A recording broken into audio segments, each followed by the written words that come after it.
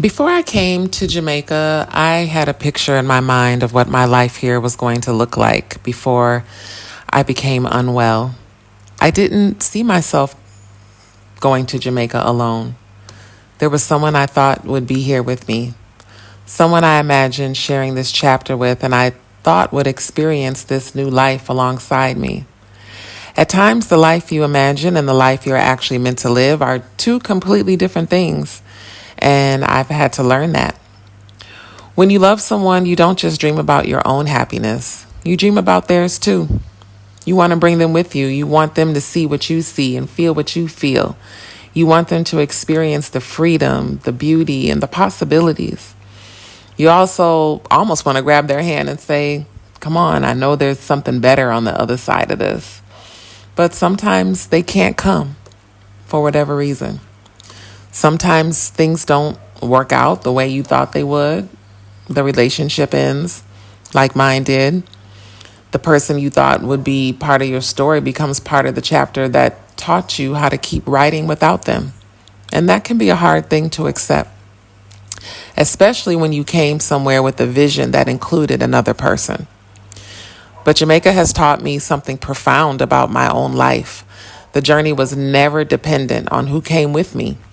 I came here because something in me was calling me here for decades. I came here to reinvent myself, to live differently, to relax, and to live in peace, to reconnect with parts of myself that had been buried underneath years of expectations, relationships, responsibilities, and simply being who everybody else needed me to be. Along the way, I just realized that I can't make my happiness conditional upon somebody else's ability to walk beside me. I can't stop living because someone else couldn't continue the journey. I can't make myself smaller because someone else couldn't see the vision. And I didn't want to look at this beautiful life unfolding in front of me and say, well, it doesn't look the way I imagined, so I don't want it anymore. No. Maybe it doesn't look the way I imagine. It's becoming something better. Because sometimes the person you thought you needed for the journey isn't the person who was meant to journey with you. The journey is meant to reveal you. I've had to learn that I can love someone, wish them well, grieve what I thought we were going to have, and still keep moving forward.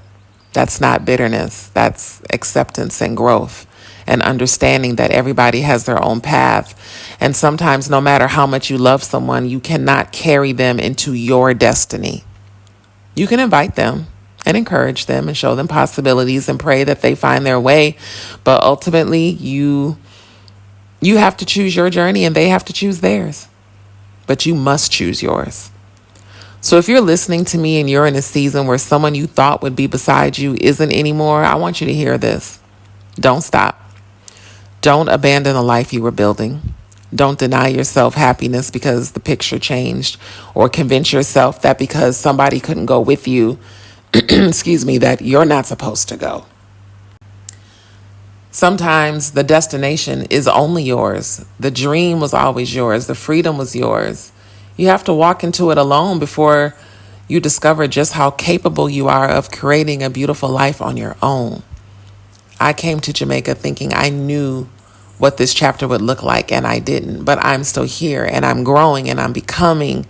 I'm discovering beauty. I'm still choosing myself and my life.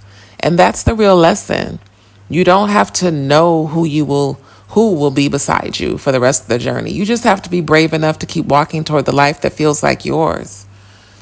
Because at times the journey isn't for everybody.